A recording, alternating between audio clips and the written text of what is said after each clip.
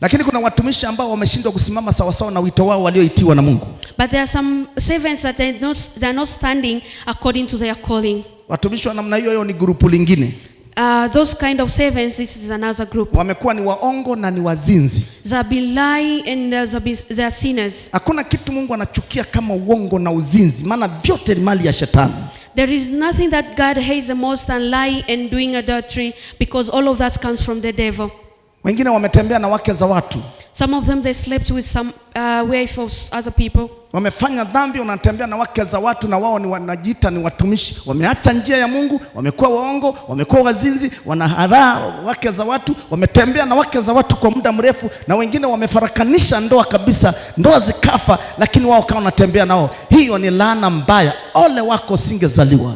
Unlucky to the pastors that used to sleep with the wives of our church members, and some of them they even bring a conflict between the marriage and break the marriage apart. They'll be lying, they'll be sinning, and they still call themselves servants of God. Wengine ndani ya makanisa yao wameandama kwaya, wakiona wanakwaya wanaandama wanatembea nao, na wanakwaya nao kwa wanakwaya wanakuta wanaanguka kwenye dhambi, huku wanaimba wanamtumikia Mungu. Hiyo ni ole mbaya sana, ni chukizo mbele za Mungu. This is detestable to God, and it's a very huge warning to the pastors that have been also using the choir members, sleeping with them. They made them fall to the sin, and they're still serving God. This is a very bad warning from God.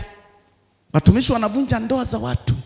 Pastors they break some people's marriages. Na bado wanajiita ni watumishi wa Mungu. And they still call themselves servants of God. Mungu anaambia ni chukizo baya sana. God says this is a very bad detestable in his eyes. Mungu atusaidie. May God help us. Bwana kanaambia hiyo ni ole. God says that is a warning.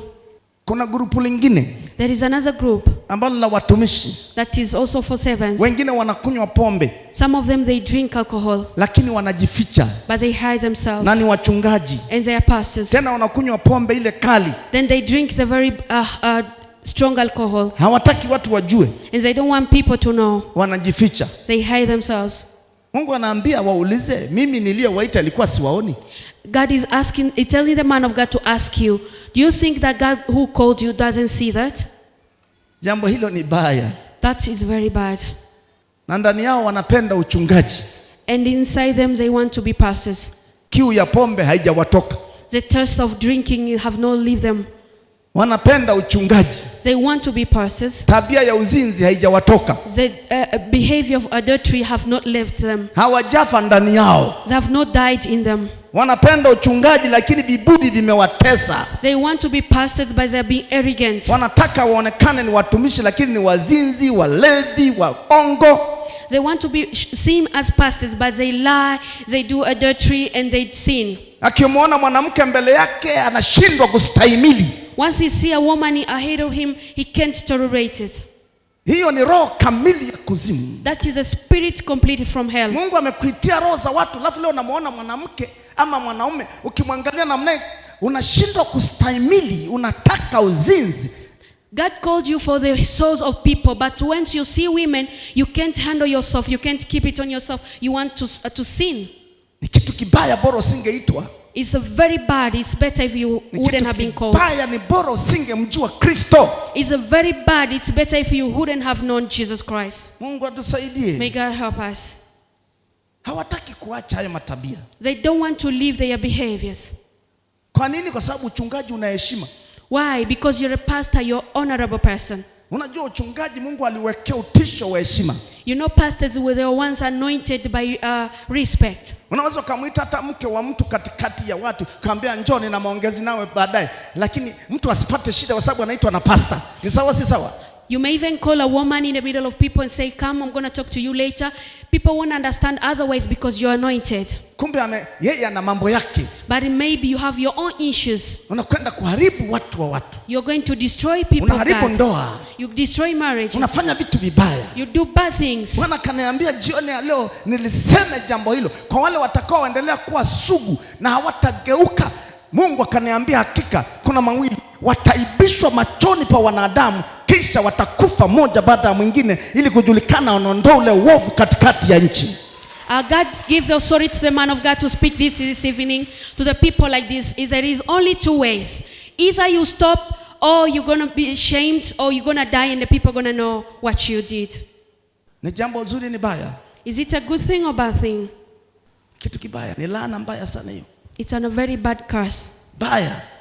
Unatenganisha ndoa za watu, wanafanya vitu vya ajabu, bado wanajiita ni watumishi, bado wanajiinua na majina yao, bado wanafanya hivi. Unaona, tembea na wake za watu, watoto wa watu. You sleep with some people's wives, with some people's children, and you still want to rise and call yourself names, grab yourself, you still call yourself pastor. Nakwambia afadhali hata dhambi ya Yuda na wewe ya kwako itaandikwa vibaya sana na kalamu ya chuma, bora usingezaliwa na kuitwa na Mungu. I want to tell you, this is more bad than the sin of Judah. It's better if you were not appointed by God. Mungu akikuita unatakiwa uwawe kiroho kwenye ulimwengu wa roho, zile roho zife. Once God appoints you, you must die in spiritual. Those behavior has to die. Ufe macho yako. Die your eyes. Ufe moyo wako, tamaa yako. Die your heart, your desires. Ili ukimtazama mtu hivi unamtazama sawa sawa na Mungu anavyomtazama ndani yako. So once you see a person, you're going to look at them like how God sees them. Ukimpenda mtu hivi ni kama Mungu anavyolipenda kanisa. Once you love a person, it's like how Jesus loves his church. Si vinginevyo. Not otherwise. Vinginevyo huwezi kumwakilisha Mungu duniani. Otherwise you can't represent God on this earth. Vinginevyo hawezi kuachilia uungu wake ndani yako ukamwakilisha kwa mapana kwa ajili sauti ya Mungu isikike. Otherwise he can't release his presence for you to represent him and announce him for him to be heard over the world. Ni bora usingiziwe kwenye shule yako, maana hiyo ni kiwango chako kingine kinapanda, lakini siwe ni kitu cha kweli. It's better if you were just accused, because that is in a class, you're going to go to another level, but not to be true. Na ikiwa ni shule yako, utaona unapanda unaenda, maneno yanakuwa mengi, unapanda unaenda, wanashangaa tu unaendelea kupanda unaenda, na udhihirisho wa Mungu unaonekana, na kile ulichoitiwa kinaonekana. Mwisho kila kitu kitanyamazishwa na wote watageuka kukuelekea Mungu wako aliyekuandaa. It's better if it's just your class, because the word's going to arise, but you're going to go to another level, and the presence of God going to be seen as, and everything going to be shattered, and the people are going to see the God you serve. Watu wa namna hiyo watatubu muda mrefu sana. People of this kind have to repent before God for a very long time. Na kama Mungu ameacha kuamini kabisa mioyoni mwao. It's like God does not believe in them anymore in his heart. Wamehadaa roho nyingi ambazo sasa jina la Yesu Kristo ama la Mungu linatokana kwa ajili yao. Because have misled a lot of people, a lot of souls, that for that the name of God are being abused nowadays. Wangapi wameelewa kitu nimesema? How many people understand what the man of God is saying?